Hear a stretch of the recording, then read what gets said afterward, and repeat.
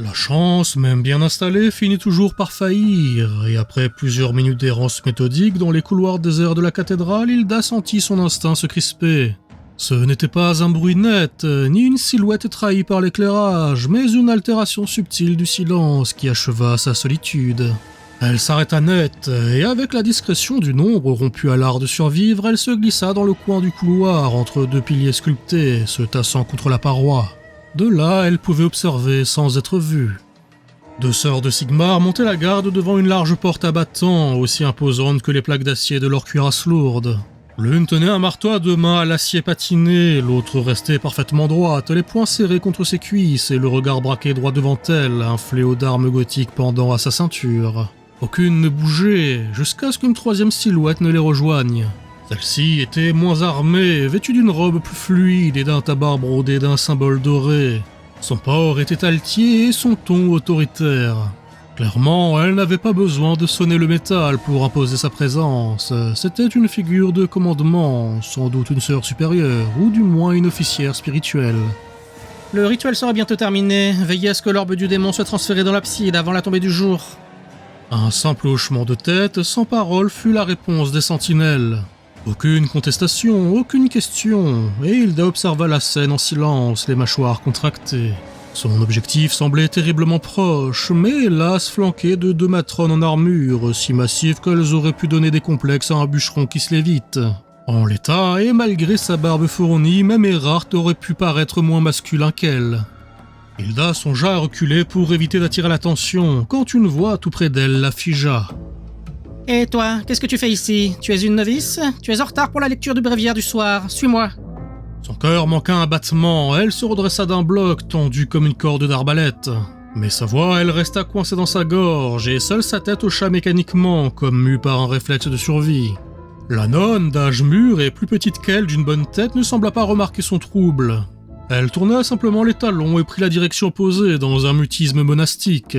Hilda lui emboîta le pas, les tempes battantes et les sens en alerte comme un chien tenu en laisse.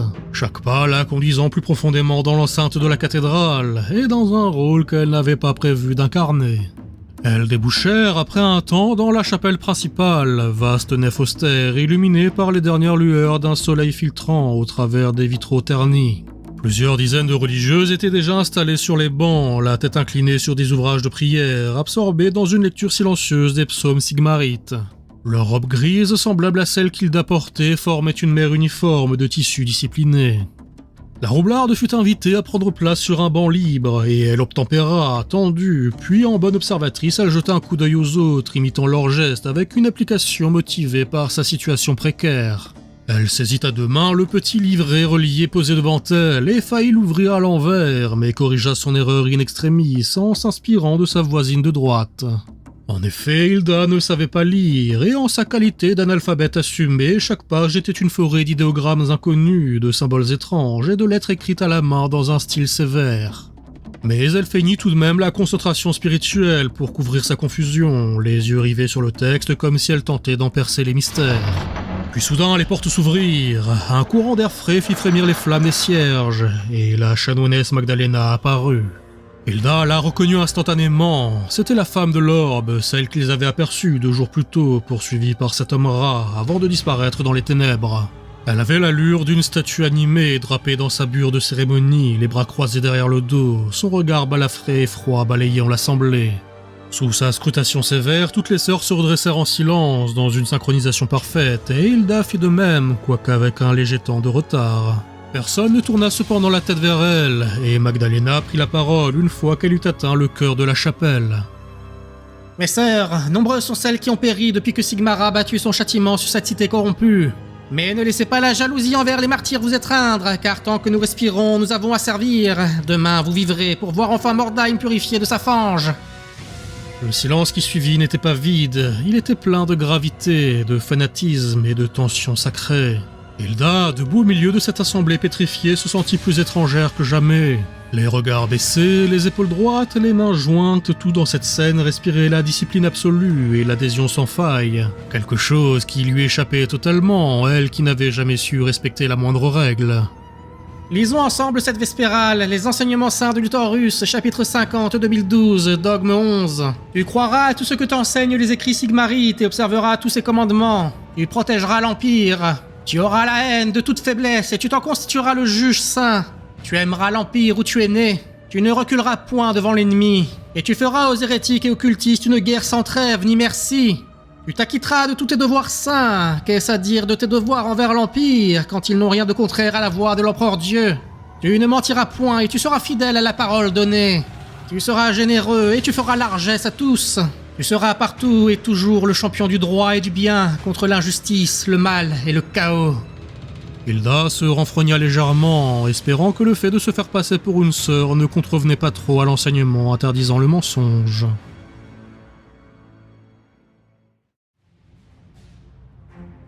La cathédrale dominait le quartier en ruine, comme un titan de pierre oublié par le temps. Vue de loin, elle paraissait déjà impressionnante, mais vue de près, elle imposait carrément le silence. Une masse de murs lisses et de contreforts gothiques érigés avec une telle maîtrise qu'aucune moisissure, aucune fissure, aucun souffle du chaos ne semblait avoir osé s'y poser. Elle était intacte, immobile, presque narquoise, comme si la corruption de Mordheim avait contourné cet édifice par crainte d'y être vaincu. Même Baragor, pourtant peu prompt à accorder son admiration à l'architecture humaine, ne put s'empêcher un haussement de sourcils respectueux. « Tas de cailloux dénoterait pas dans les bas quartiers de Karakazul. Je savais pas que les Zomgis savaient tailler la roche à peu près correctement. » Ravi d'avoir ton avis d'expert, mais on n'est pas là pour faire de la critique architecturale. Hilda est sûrement dans les parages, et l'orbe du démon aussi. Le soldat scruta l'horizon comme un limier, ses traits étaient étendus, ses yeux mobiles. Il y avait dans sa voix une urgence que Baragor n'appréciait guère. « Je comprends ton empressement pour ta donzelle, mais t'es sûr que c'est bien prudent toute cette insistance sur cette weird car ?» Erhardt se tourna vers lui, sans colère, mais avec la détermination implacable d'un homme qui avait déjà décidé de risquer sa peau. « On s'est pas fourré dans cet enfer pour faire du tourisme, on est littéralement là pour ça, et pas de gaieté de cœur, crois-moi. En plus, t'es pas le mieux placé pour me parler d'obsession, hein. On a perdu 1 heure entière en détour pour récupérer ton foutu tonneau, et maintenant il va faire nuit. » Le nain se redressa, outré.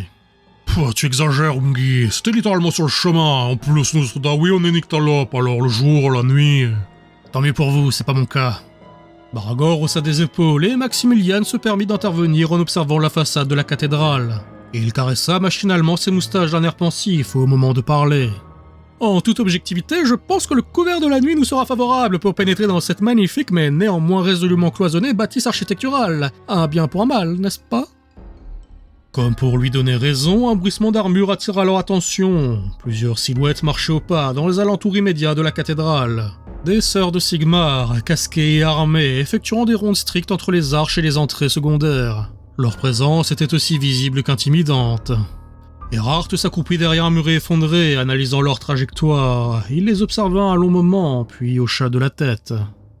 Trop proche des murs, c'est une erreur de débutant. Une patrouille efficace sécuriserait plutôt le périmètre extérieur. Faire les 100 pas autour d'un contrefort, ça sert à rien. Tu veux dire quoi ? Que c'est juste du spectacle, elles veulent juste montrer qu'elles gardent quelque chose d'important, mais elles le font mal. Le nain soupira, puis déposa son tonneau au sol avec précaution. Il s'y accouda, les bras croisés sur le bois, l'air bourru. T'as peut-être raison, Mgi, mais même comme ça on peut pas rentrer, en tout cas pas sans se faire hacher menu. Pas pour le moment, c'est vrai, mais on va se mettre en observation et chercher une faille, et avec un peu de chance, ça nous permettra aussi de voir arriver Hilda si elle débarque.